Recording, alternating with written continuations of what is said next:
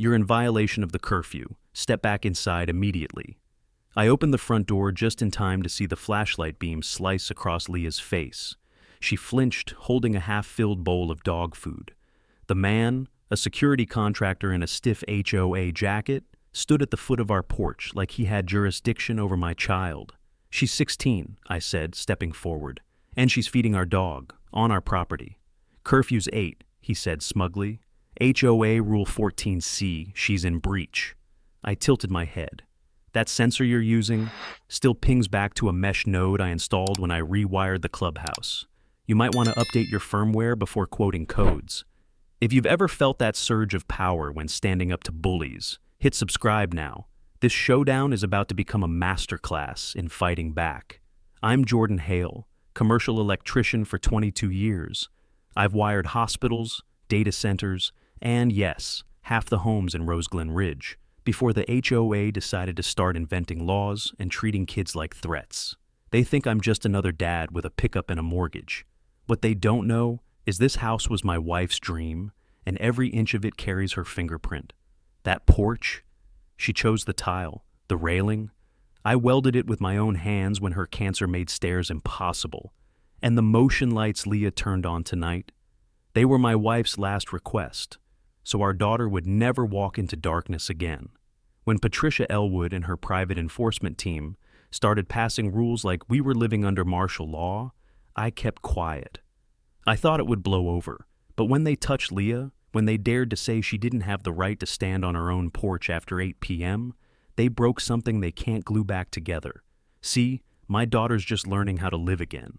2 years inside during chemo treatments.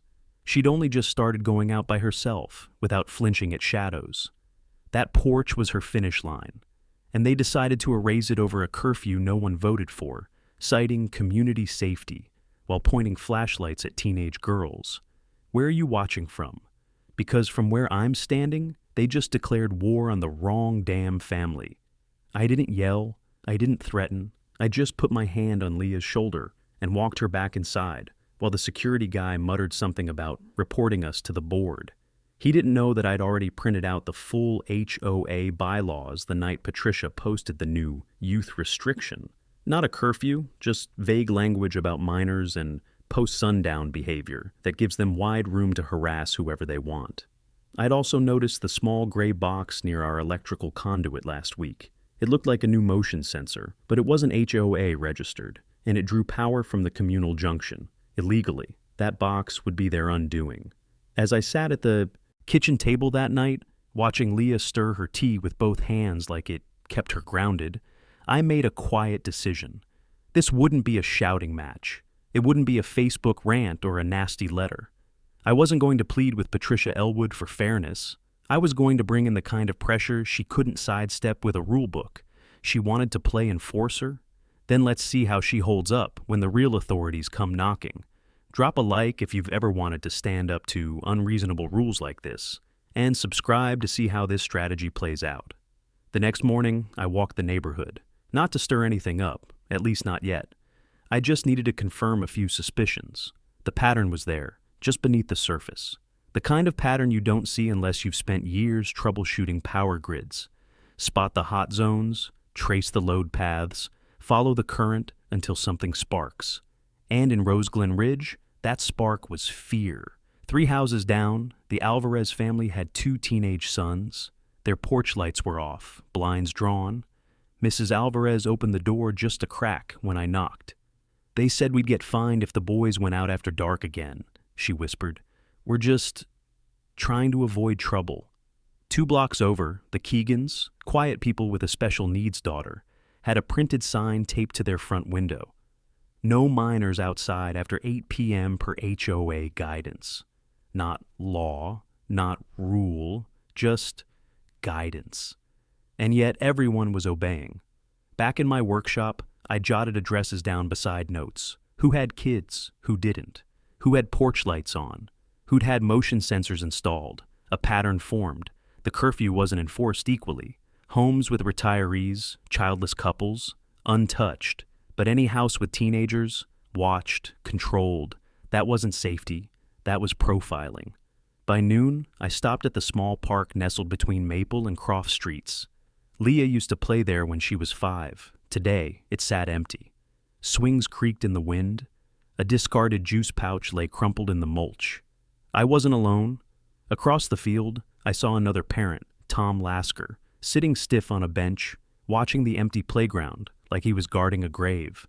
"Hey," I called gently. He looked up, nodded. "They told my daughter to go inside," he said before I even asked. "She was walking our dog. She's 9. I sat down next to him. "I thought it was just us," I said. Tom's jaw clenched. "We were warned. Patricia called it a pilot enforcement model. Said if we didn't want fines, we should comply." I shook my head slowly.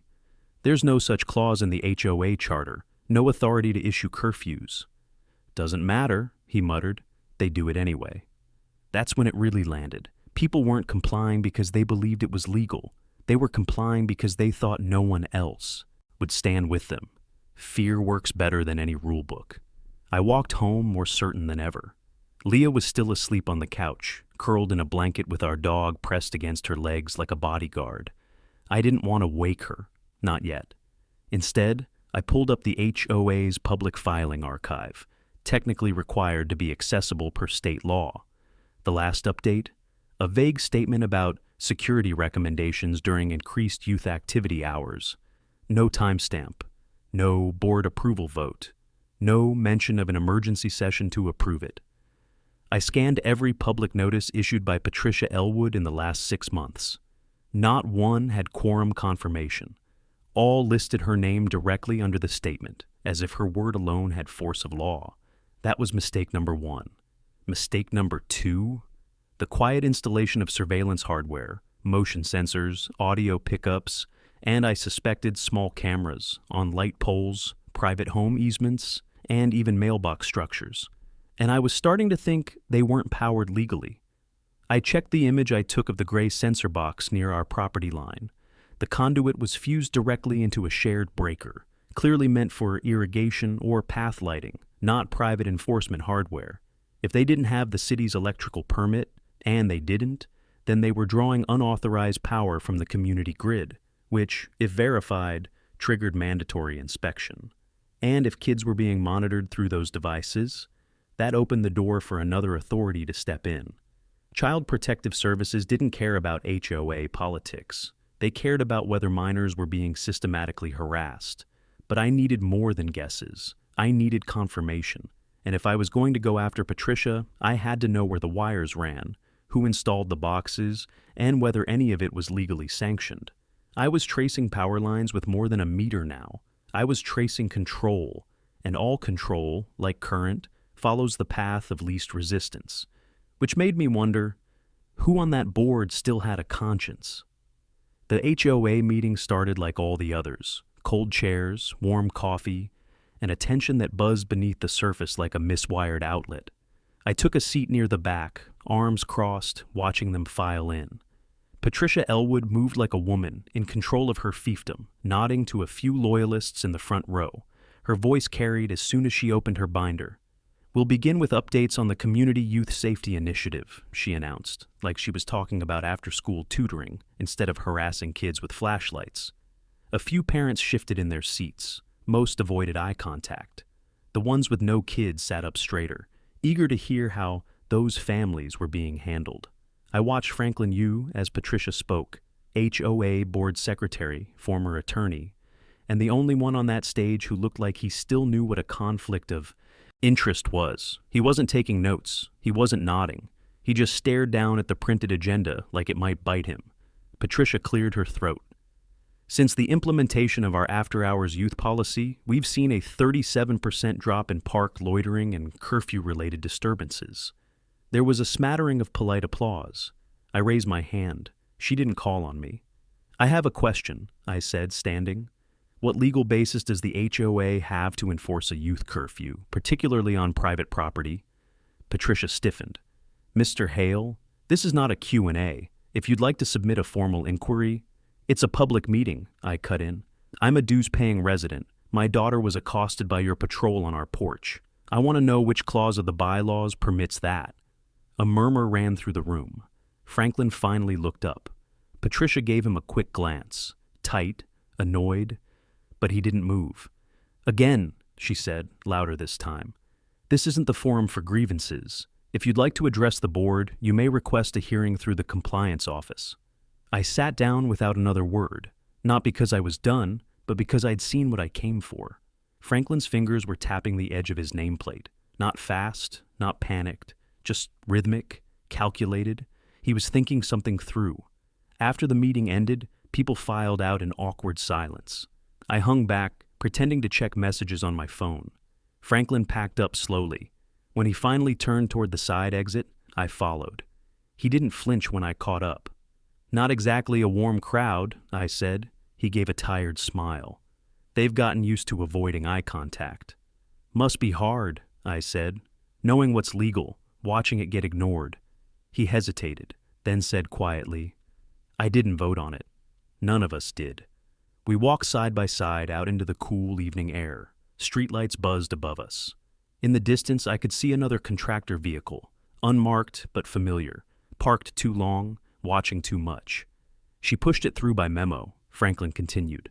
"Said it was a security clause already approved last year. It wasn't. Why not say something?" He looked at me, and for the first time I saw it, guilt, like corrosion under polished metal. "Because my daughter got in trouble last year," he said, "and Patricia offered to clear the record if I focused on unity." I said nothing. Franklin stopped at his car, hand on the door. "You're not wrong, Jordan," he said. "They're crossing lines, and it's going to get worse. Then help me stop it." He didn't answer, but before he got in, he reached into his coat and handed me a folded paper. "Ask yourself why the clubhouse still draws more power than it should," he said.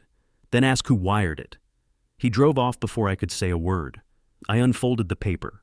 It was a work order, dated 4 months ago. Electrical routing schematic for the security lights. The installer's license number was missing, but the payment authorization, signed by Patricia Elwood. The next morning, I found the second sensor. It was mounted on the far corner of the walking trail fence, disguised as a decorative lantern. But it wasn't wired into the neighborhood lighting grid like the others. It had a makeshift conduit snaking behind the bushes and disappearing beneath the shared sidewalk, straight toward the eastern breaker cluster.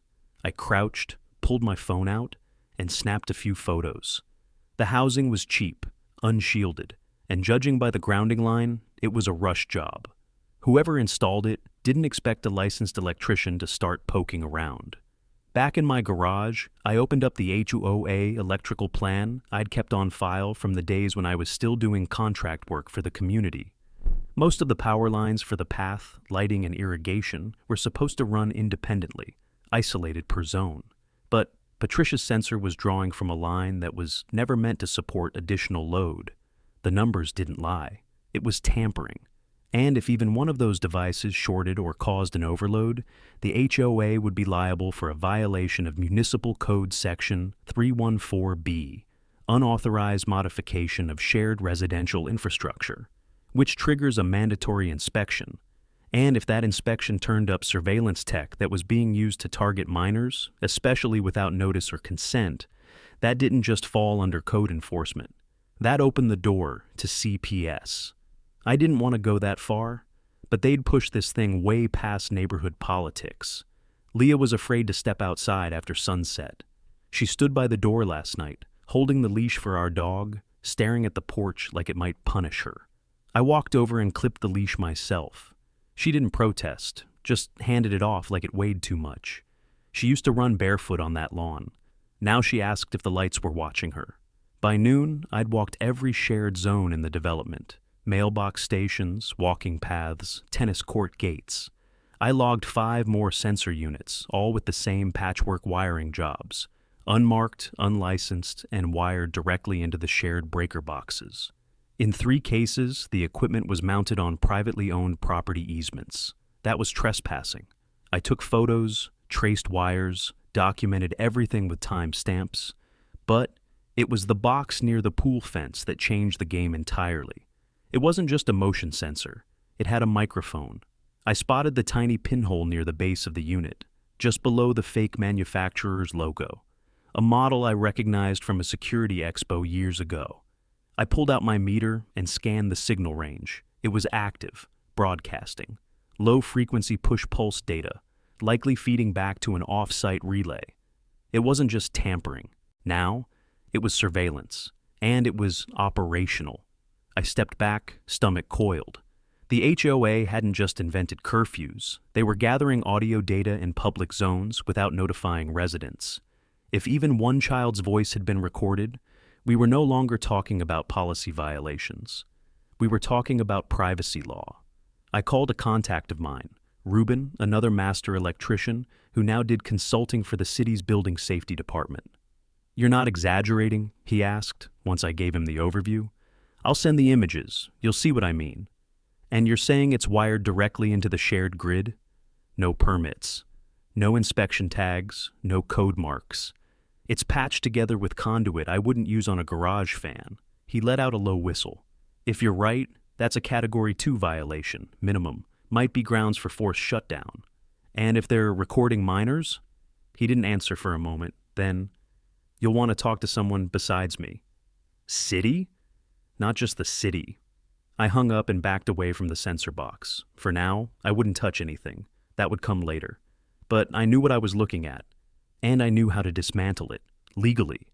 The code violations alone would give the city cause to come in and inspect every box, every breaker, every installation Patricia had ordered. And, if they found what I'd found, the HOA wouldn't be writing warnings anymore. They'd be answering subpoenas. By the time I got home, Leah was in the backyard, sitting cross-legged on the old bench I built after Mia passed. She had her headphones in, knees hugged to her chest, eyes staring at nothing.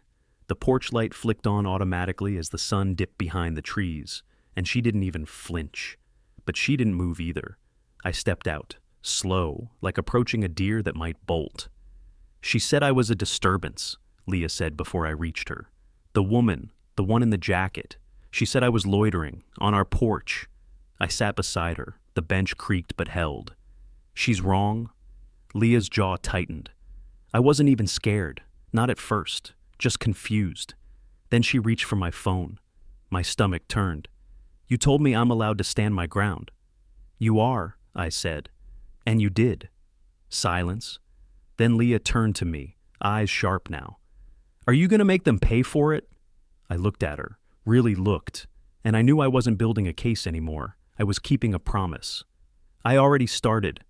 Inside, I pulled out Franklin's paper again and laid it next to my photos. The work order showed a $2,100 expense marked Infrastructure Enhancement, Perimeter Compliance.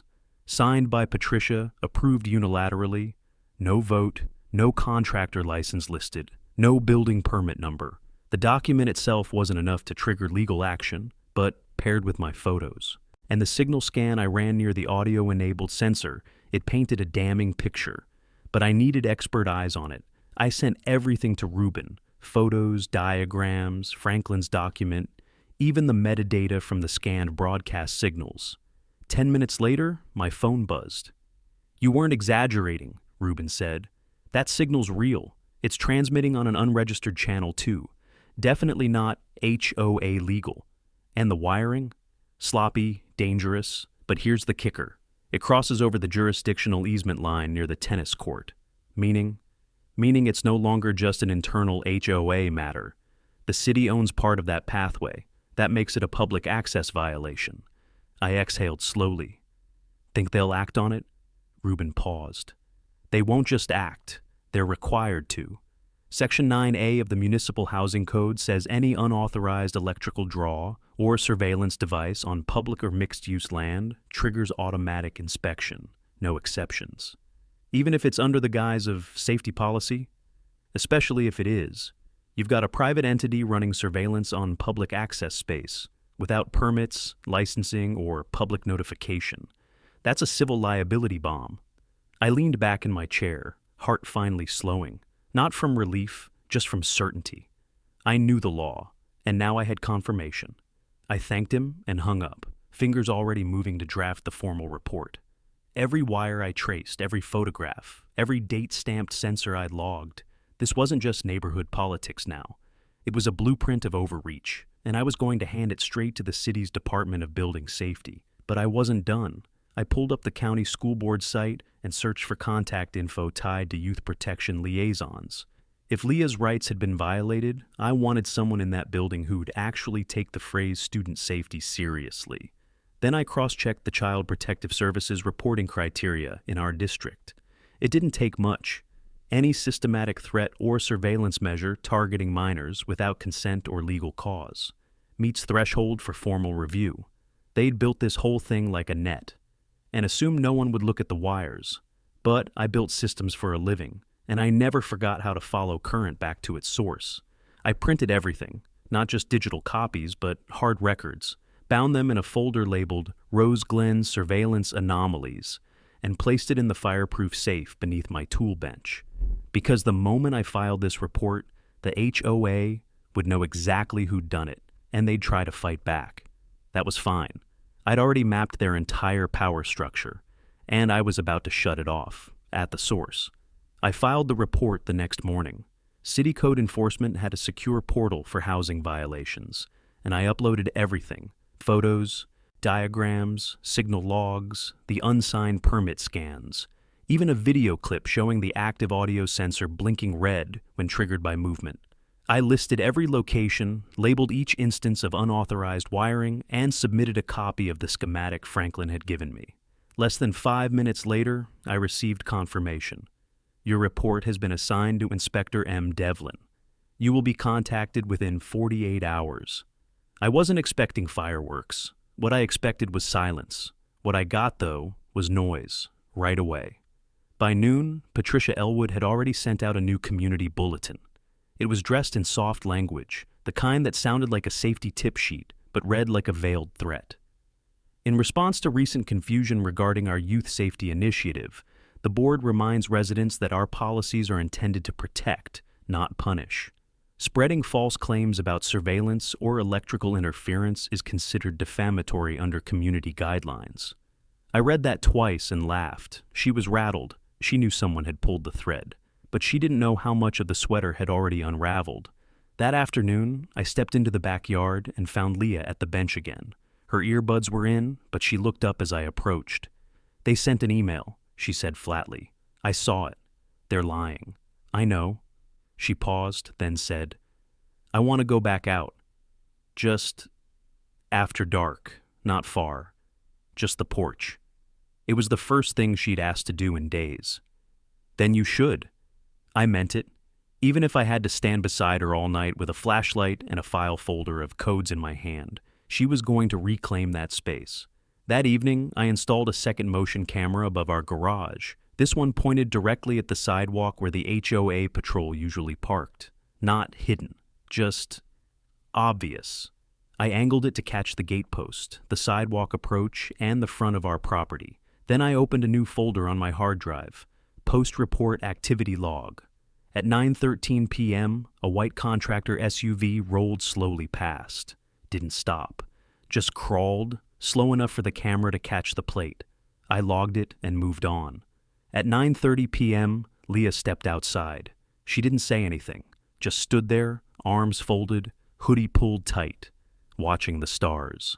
Her dog flopped beside her like it was the most natural thing in the world. And no one came. At least, not yet. The next morning, I received an email from Inspector Devlin. Mr. Hale, your report includes sufficient evidence to warrant an unannounced inspection. We will begin site assessments within the next 72 hours. Please do not inform other residents to avoid interference. Thank you for your detailed submission. I exhaled slowly. It was happening, and not because I shouted louder, or threw punches, or posted angry rants online. It was happening because I followed the wire, because I proved that power, once misused, always leaves traces. Still, I wasn't stupid. Patricia wasn't the kind of person to wait for paperwork to arrive. She'd feel the shift, and she'd move fast to cover her tracks or redirect the blame. I had to be ahead of her, so I started prepping the next layer, redundancy. I copied everything, evidence folders, audio logs, video files, onto 2 separate flash drives. One went into my work truck, the other, I dropped it into an envelope and slid it through the mail slot at Franklin Yu's house. No note. He'd know what it was. I wasn't asking him to fight, just to hold the line if they came for me. That night, Leah fell asleep with the windows open for the first time in months. I stood outside a while longer, listening to the steady hum of porch lights, the quiet murmur of TV static leaking from windows, the wind moving through trees that didn't care who ran the HOA. I knew the calm wouldn't last, but I also knew the storm was finally mine to control. Franklin knocked on my door just after 6 a.m. No text, no email. Just 3 quiet knocks, like someone who didn't want to be seen or heard. I opened it and stepped aside without a word. He walked in holding a plain manila folder, the kind you'd mistake for junk unless you knew how lawyers hide fire. "I have 15 minutes before my daughter's school run," he said, "so I'm going to talk fast, and you're going to listen." I nodded once. He sat at the kitchen table and slid the folder across the wood. Inside were 5 internal HOA memos, each with Patricia's digital signature. Most were short, just instructions to expedite installation or enforce without verbal warning. But one was longer, a page and a half, time-stamped 3 days before the youth curfew rolled out. Subject: Preemptive Liability Mitigation Strategy. It outlined a contingency plan in case residents misinterpreted enforcement practices as surveillance or harassment. There were instructions to scrub installer identities, reclassify equipment as lighting safety nodes, and redirect complaints to a private mailbox, one that bypassed the official HOA inbox entirely. There was even a line suggesting that residents with emotional histories, e.g., widowers, trauma-exposed households, should be documented for possible behavioral flags. I stared at that sentence until the rest of the page blurred. "They're building a shield," Franklin said. "A fake one. But it'll hold long enough to slow the city down, unless you prove it's active concealment." I forced myself to blink. "And this is proof. Only if you do something with it." Franklin leaned forward. "I took an oath once," he said quietly, "and I broke it when I let Patricia turn this place into a maze of legal fiction. You want to burn it down? I'll give you the match." I looked him in the eye. "Why now?" He exhaled. "Because last night your daughter stood on the porch, and my wife asked why ours didn't feel safe to do the same." His voice cracked just once. I didn't have an answer. I nodded and tucked the folder into my satchel. "You'll need to be ready when the fallout starts." "I am," he said, "but you're the one they'll aim at first." Before he left, he paused by the door. "There's one more thing," he added. "Patricia ordered a hard reset on the HOA server logs last night. She's scrubbing the contractor invoices. I only caught it because I logged in early. How long do we have? Hours, maybe less." He stepped out into the rising light and disappeared down the walk. I didn't waste time. I emailed Inspector Devlin again, this time attaching Franklin's memos as an addendum to my complaint, with a note marked "time sensitive, evidence of intentional obstruction." Then I called Reuben. "Think your friend at the city's legal review office wants a first crack at a suppression case?" There was a pause, then laughter. "I think you're about to ruin someone's Monday." By mid-morning, Devlin had responded. "We've escalated your complaint to include obstruction of inspection. Your cooperation is appreciated. We are en route." I looked out the window. The white SUV was back, parked across from the mailbox station. Same unmarked plates, same too long idling. But today, I didn't care. Because by the time Patricia realized what was coming, the city would already be walking the grounds, and the logs she erased wouldn't match the paper Franklin gave me. I walked outside, grabbed the garden hose, and started spraying the walkway like it was any other morning. Leah peeked out the front door. "They're watching again," she said. "I know," I replied. She hesitated. "You're not scared?" "Not of people who break things to stay in power." She smiled, a small, tired thing. But it was real. "Do you think they'll stop?" I looked toward the bench, then back at her. "No," I said. "I think they're about to be stopped." I didn't sleep that night, not really. I just lay in the workshop, back against the wall, watching the red LED on the exterior camera blink like a heartbeat, a looped pulse of readiness. The reports were filed. The memos were in city hands. The sensors were still active. And I had one job left before the inspectors showed up. Build the backup plan. It started with the conduit map. I printed a fresh copy and marked every illegal sensor I'd found, Every junction box Patricia's enforcers had tapped into. I highlighted the ones crossing public easements, then overlaid a second sheet, this one drawn from Rubin's consultation. It showed how, if the load draw was traced, 3 of the sensors technically funneled power through the city-maintained irrigation grid. That detail mattered, because under Section 12C of the City Utilities Code, any unpermitted device drawing current from a publicly subsidized source constitutes municipal fraud. And that brought lawyers. I added it to the formal complaint addendum and set up a time-stamped data trail with screenshots, photos, and annotated readings from my voltage meter. It wasn't flashy, but it was clean. And legal offices don't need drama. They need clean lines and clear codes. By dawn, I had it printed, labeled, and placed into 2 hard cases. One for the inspector, one for the city attorney. That was the plan above ground. The plan below, that was for Patricia. I knew she'd make a move once she realized the city had boots on the ground.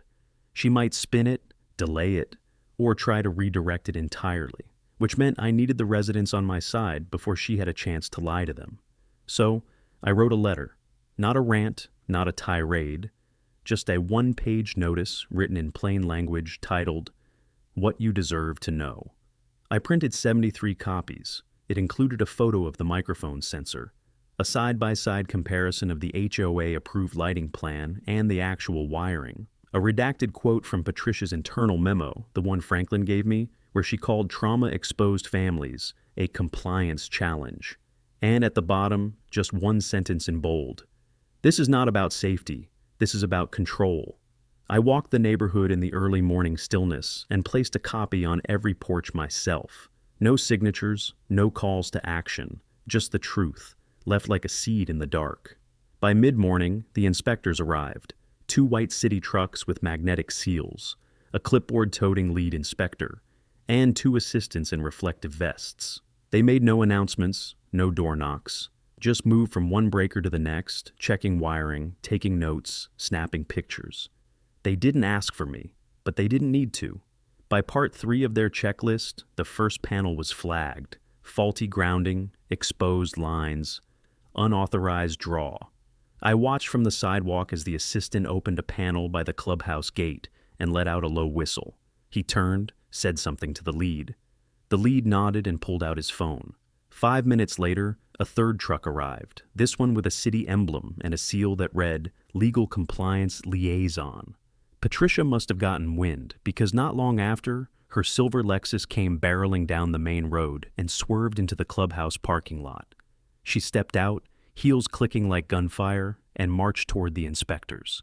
I couldn't hear the words, but I didn't have to, because when she turned to glance across the street and saw me leaning against the mailbox, arms folded, case in hand, her face changed. It wasn't rage, it was fear. Not because she'd been caught, because she'd never once imagined anyone would fight back like this. And by the time she opened her mouth to protest, the inspector already had her memo in hand. Patricia followed the inspectors like a shadow. She tried questions first, innocent, performative. "Oh, are you here about the sprinklers?" Then deflections. Those installations were all approved by previous board members. When that didn't land, she pivoted to indignation. "I wasn't notified of an inspection. Doesn't the city usually coordinate these with board leadership?" The lead inspector didn't flinch. "We respond to code violations, not schedule them." Her smile cracked then, just slightly. And that's when I knew. She understood what was really happening. I stayed back, arms folded as the team moved methodically through the East Utility Corridor. They opened junction boxes, traced the conduits, tested voltage outputs. I watched one inspector point toward the clubhouse's main fuse panel. Another raised a brow. Then the clipboard came out again. They were building their case with the same cold precision I had. I didn't need to lead them. I'd already lit the path. By noon, they reached the mailbox station near my house, the one with the unlicensed audio sensor mounted just beneath the light fixture. I watched the youngest inspector kneel beside the post and remove the weatherproof panel. He froze, then called the others over. Patricia leaned in, clearly trying to hear. "What is it?" she asked, voice sharp. The senior inspector turned toward her. "This unit is broadcasting on a non-permitted channel. Did you file an RF frequency registration with the city? She blinked. Excuse me? He straightened. Ma'am, unregistered transmitters, especially those placed in shared public zones, require a city permit and an FCC disclosure. Do you have those documents on record?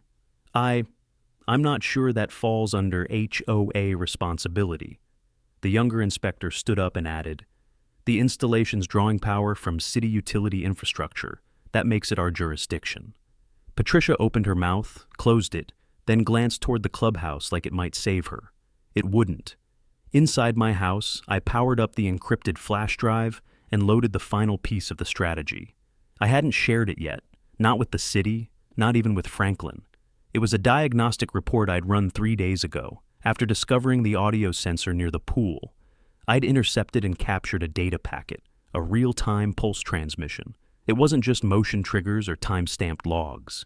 It had voice, crackled low-quality audio, barely a whisper. But I recognized the voice. Leah. You're not allowed to be out here, a woman's voice barked, and then Leah's reply, I live here? I didn't tell her I'd captured it. Didn't tell anyone. Because this wasn't just about rules anymore. It was about trauma. My daughter's recovery, being monitored without consent, spoken to like a trespasser in her own yard. Recorded. That crossed every line I knew how to name, and it turned the case from a zoning violation into something else entirely. I encrypted the audio file, renamed it Exhibit D, Minor Interaction Capture, and added it to the report folder marked for Child Protective Services. I wrote a short summary, time-stamped the moment of collection, and attached the FCC frequency ID I'd triangulated. Then I picked up the phone and called the number I'd flagged from the district CPS liaison.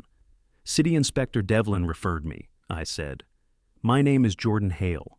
I have reason to believe that minors in my neighborhood, including my daughter, have been unlawfully recorded through HOA surveillance equipment without consent. I've compiled verifiable documentation and would like to formally submit it for review. The woman on the other end didn't ask me to explain. She just said, We'll take that very seriously, Mr. Hale. I'm sending you a secure upload link now. I waited for the notification, uploaded the documents, and signed the declaration form. It was done. Outside, I saw Patricia pacing the edge of the parking lot on her phone, voice raised, gestures tight and erratic. One inspector stood with folded arms, while another photographed the back of the mailbox panel. I could almost hear the wire snapping beneath her. The power she thought she had? It was draining fast, and this time, there wasn't a breaker she could flip to stop it. They started dismantling the boxes just after 3 p.m. No fanfare, no announcement. Just a simple gesture from the lead inspector, 2 fingers to the younger tech. And within minutes, screwdrivers were turning, wires were clipped, panels were bagged and tagged. Patricia stood frozen near the pool gate, her clipboard useless in her hands. A small crowd had gathered by then. Quiet at first, curious. But as more neighbors wandered up, the air shifted. Questions started, murmurs between couples, sharp glances at the inspectors, and then at Patricia. What's going on? Is that a camera? They said those were just light timers. I stayed back, arms crossed near the walking trail entrance, letting the city do its work. The bench where Leah used to play peekaboo with her mom sat in my periphery, untouched, quiet, but not forgotten. Patricia tried one last move. She waved over the legal compliance officer, Ms. Trujillo, a short woman with hard eyes and a city seal on her badge. These installations were reviewed under our security charter, Patricia said, clearly rehearsed. The board approved them as part of our perimeter integrity program. Ms. Trujillo didn't blink. Do you have those approvals in writing?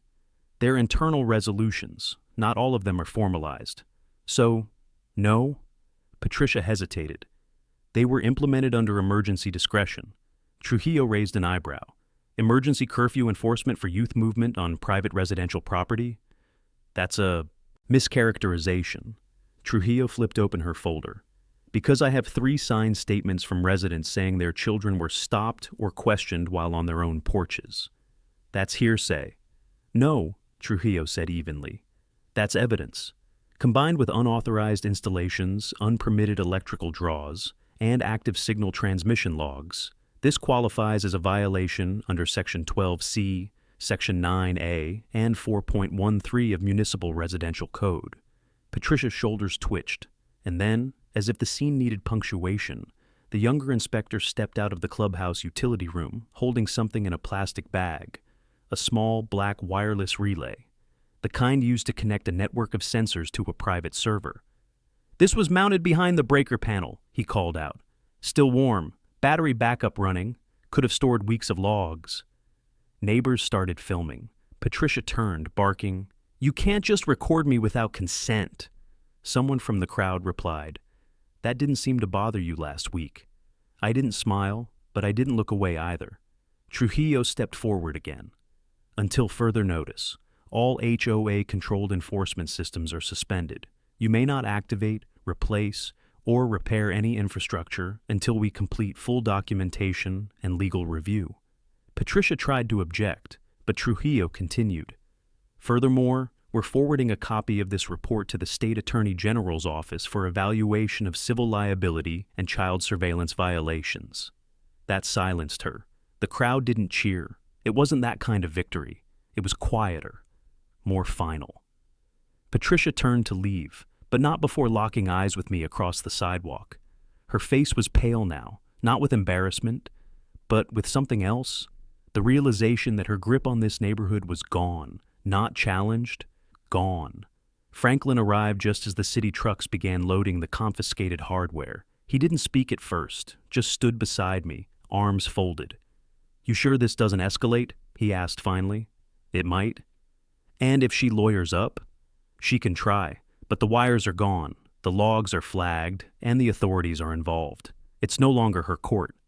He nodded slowly. "I should have done this sooner." "You did enough, when it mattered." He pulled a crumpled envelope from his coat. "I found this. One of the original contractor invoices Patricia tried to bury. No stamp, no line item, paid in cash."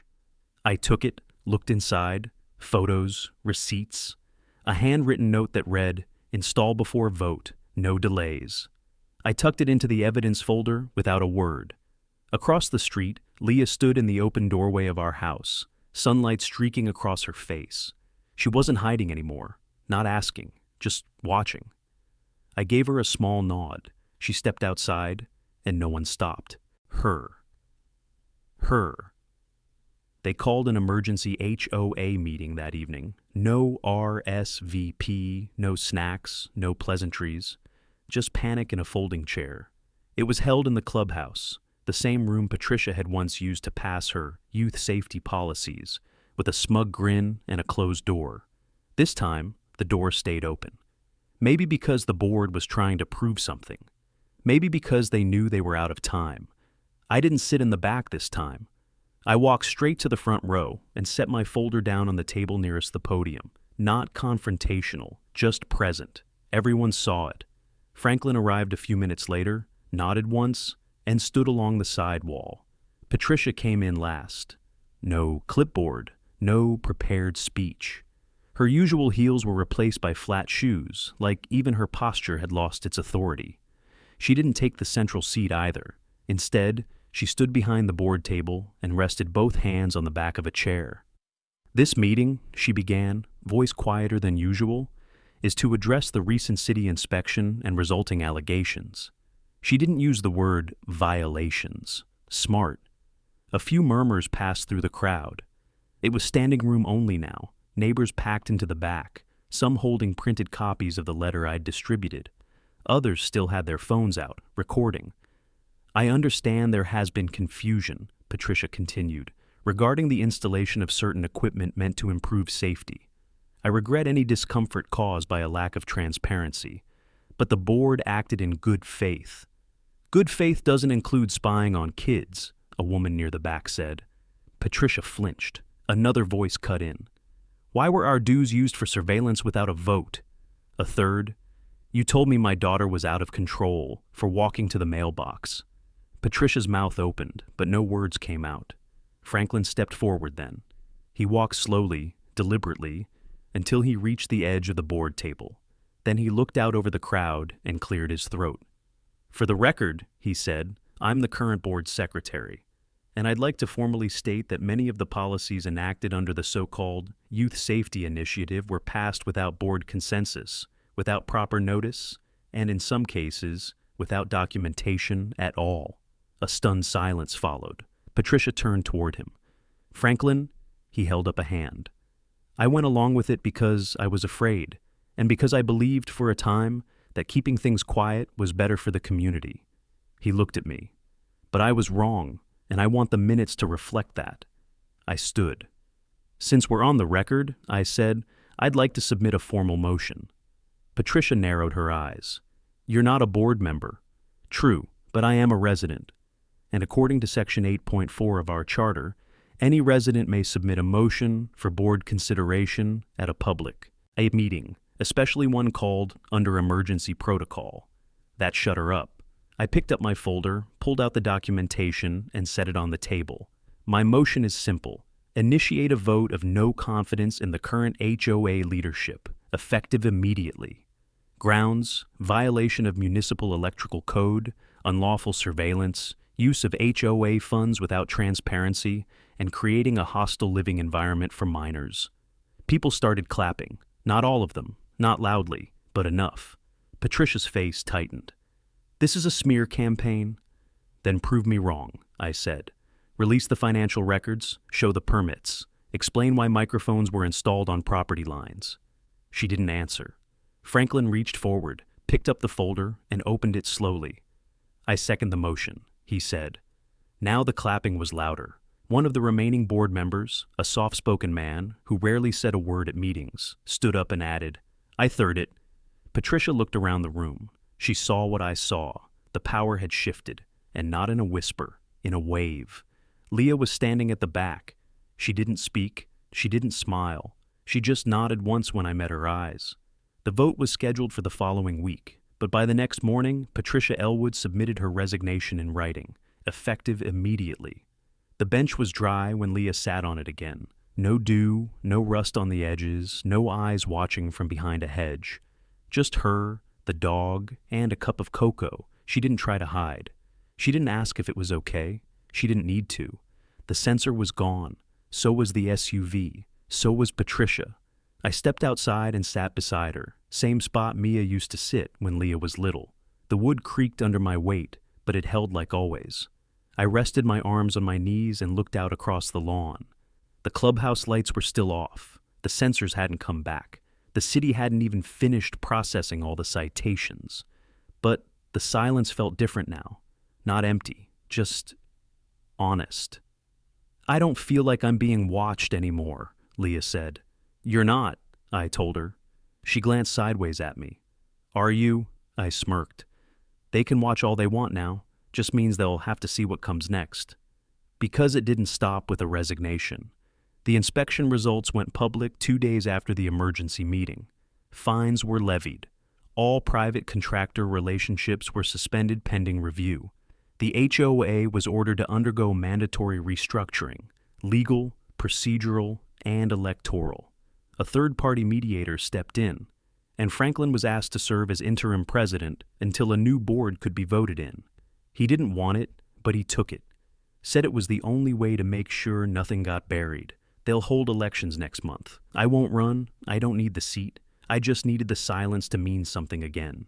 Neighbors who used to avoid eye contact now waved when they passed. One woman from 2 blocks over stopped by yesterday just to say thank you. Said her son finally asked if he could ride his bike at dusk again. Said she told him yes, because we don't punish kids for living anymore. That was the legacy Patricia left behind. Fear, hidden in rules. And she would have gotten away with it too, if the wires had stayed hidden, if the people stayed quiet, if someone hadn't stood on a porch and said, "No," but Leah did. And then I did. And then Franklin. And then, one by one, everyone else remembered they were allowed to say no too. That's how you reclaim a place, not with anger, with light. I looked over at the porch, at the glow from the bulb I'd rewired just last year. It clicked on right at 7:59, same as always. Leah saw it and smiled. She reached into her pocket and pulled out a folded piece of paper. "What's that?" I asked. She handed it to me. It was a printed screenshot of the HOA's now-deleted curfew policy, highlighted and scribbled on in red pen, with a note underneath in her handwriting. "This doesn't mean anything anymore. I do." I stared at it for a moment, then nodded. "You want to keep it?" I asked. "No," she said. "I want to throw it out." She stood up and walked toward the garbage bin by the side of the house, flipped the lid open, and dropped it in like it was nothing but lint. She didn't look back. I stayed on the bench a little longer after she went inside. The air felt lighter. The sky was starting to fade into pink streaks, and I could hear music from a house down the street. Nothing loud, just signs of life returning. That's what victory looks like sometimes. No headlines, no applause. Just a 16-year-old girl standing under her own porch light without fear. If you want more stories of homeowners standing up to HOA tyranny, hit subscribe right now, share your story in the comments, and let me know where you're watching from. Because this war's over, but the next one? Someone else is already sitting on their porch, waiting for a reason to fight.